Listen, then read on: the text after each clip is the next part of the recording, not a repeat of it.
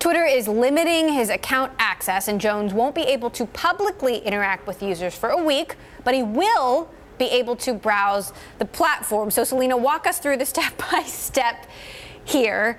What rule did he violate, and why does he still have any access at all? Twitter hasn't been very clear on what in particular it was that he violated, but he did post a link to a video that seemed to directly incite violence and actually against the media. And now Twitter is sort of doing this big 360 reversal after last week when it said that Alex Jones hasn't violated any of our policies yet. We will take action when in fact he does. And so the team has decided that now he has taken action. Now, as you heard from that short clip with Lester Holt, Jack seemed to say that he's in this temporary timeout.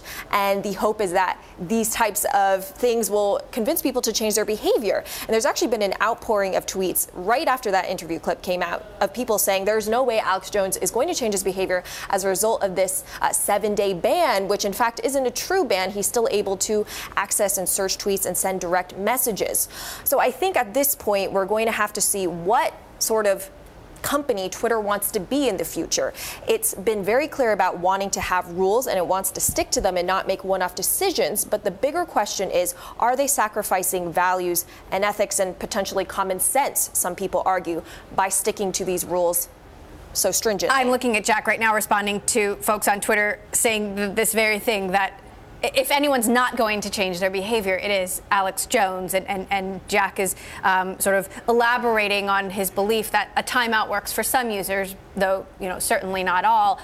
Do you think that Twitter and Jack Dorsey have some sort of broader strategy here, or are they just putting out fires as they arise? Some of the sources I've talked to who are current employees, former employees, are very upset at the direction that this has gone, and they feel that this decision is really a solo Jack decision, even though a lot of people have disagreed with it. In fact, but why? What's the motivation? The motivation, I have asked Jack himself. He hasn't responded to me, but the critics would argue that he doesn't want to alienate right-wing conservatives. He doesn't want to lose all of Alex Jones' followers and users, and he wants to maintain this neutral platform.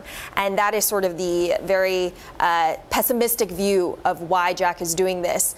On the optimistic view, it's that they're really trying to come up with a thoughtful, broad policy strategy that they can apply across the board and not simply just follow on the heels of what their larger competitors are doing, and really come up with their own succinct strategy.